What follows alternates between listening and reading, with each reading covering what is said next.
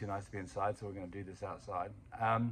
So first one, Honey asks about taxes and doing a Frenchie business or a dog business. And so I'm not a legal consultant, so you've got to take everything I say with a grain of salt. But I think that if you're going to do much of this, it makes sense to have an LLC. And the reason to have an LLC is it basically protects you from somebody coming in and suing you and taking away your house and your cars and your bank accounts and everything else. There's a cat in the background. Good. So form an LLC. You can go, I would recommend that you go do this not yourself. You can do it yourself. It depends on what state you're in as to how the process is. In Oklahoma, it's pretty straightforward. You have to file with the tax commission. You have to spend a bit of money to get the license. You have to keep up with it on a yearly basis with your I can't remember what it's called now, but basically your meetings, your minutes. Why an LLC? Because it separates you from the business, so that if there's a problem and somebody wants to complain and sue you, they can sue the LLC, but not you individually. So it protects you and your cars and your bank accounts and your houses from being attacked. So it does make sense. I mean, is that likely to happen? Hopefully you're doing good business and not, but still, it makes sense. So then you've got to completely separate all the things you do with the dogs. So all the food, all the trips, all the expenses, cats walking across the keyboard, any of that kind of stuff gets separated, and it's completely separate from your taxes. So it does require some work, but again, if you're unsure about this, and what taxes do you have to pay? Well, basically the way this works is that you take all the sales that you generated, the income that you generated, and you offset that by all of your expenses. And when you finish with that, that's what you're left with as profit, and you pay taxes on the profit. And you've got to pay state taxes, and you've got to pay federal taxes. And so it depends on what tax bracket you're in as to how much you're going to pay. But basically, I think you can assume that you're going to pay about 8% state taxes. Some states like Texas and Florida don't have any state taxes. That's nice for them.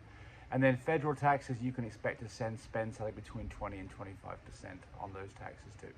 So that gives you some idea. You're not going to escape taxes. What you're doing is you're limiting your liability, and that's why it's called an LLC. But again, not a tax lawyer. Please don't take my advice as being sacrosanct, because it's certainly not. Okay, moving along. Well, the cats are around my feet. I've got 2 cats out here saying hello this morning.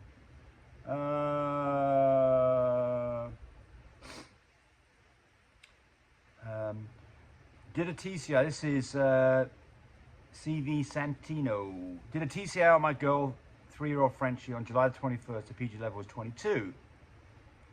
Did another AI the next day. We did an ultrasound, and I see maybe 2 sacs.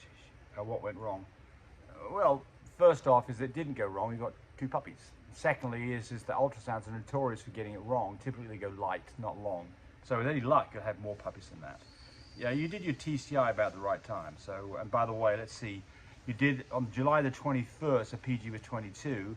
So I'm going to say that she was around a 15 on the 20th, which means about the 19th of September would be the approximate due date. But be careful on this, don't get it wrong. You've seen videos on this, so pay attention to that in terms of, don't just take what your vet says as a scheduled due date. That can get you in trouble. All right. C. Stanley, hello James, my female, I'm looking down here, I've got to read this down below, sorry.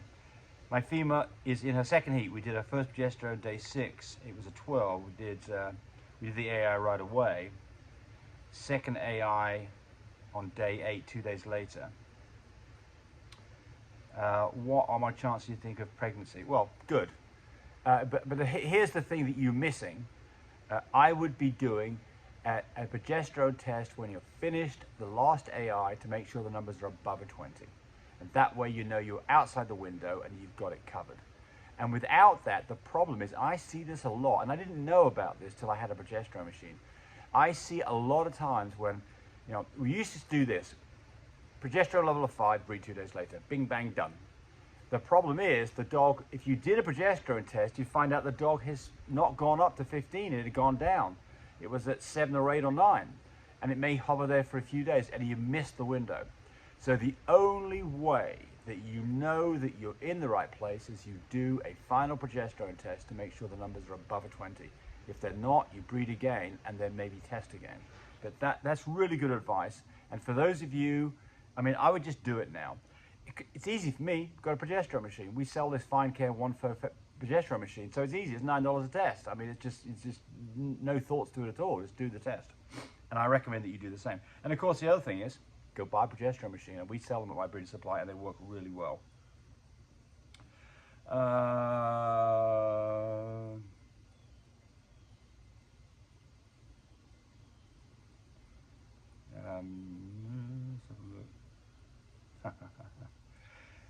John Underwood, you're awesome, James. Shake off the haters and keep providing the great. There you go. We're shaking off the haters. They're all gone. I don't get very many haters on the channel. I mean, if somebody's just totally hateful, I just block them from the channel, honestly. If somebody's got positive comments or things that I think are relevant to other people, that, you know, if somebody's got negative comments that are written the right way, then I address those and I leave them there.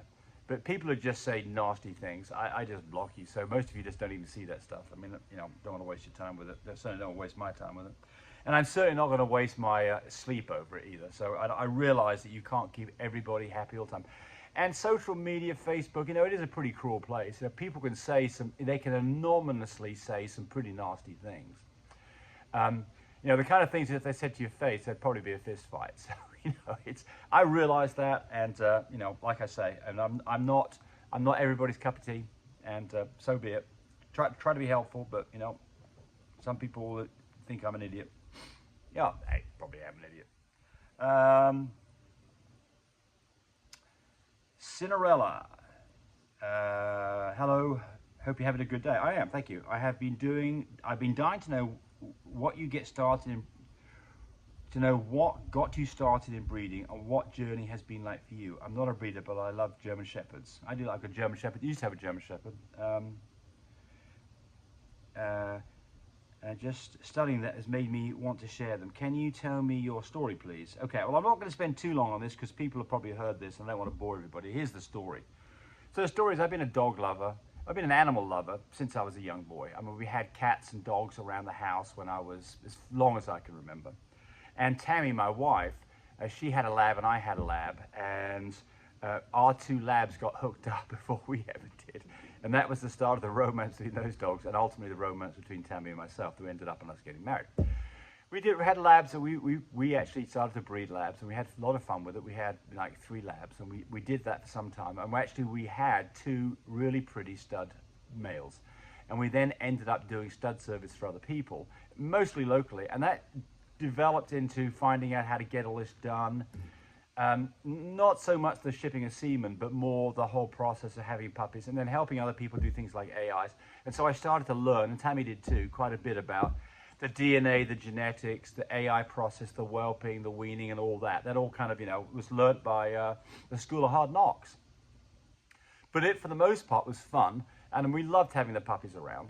So it was a great process, and it's like, well, let's do more of this. And it was really a sideline. I mean, we both had regular jobs.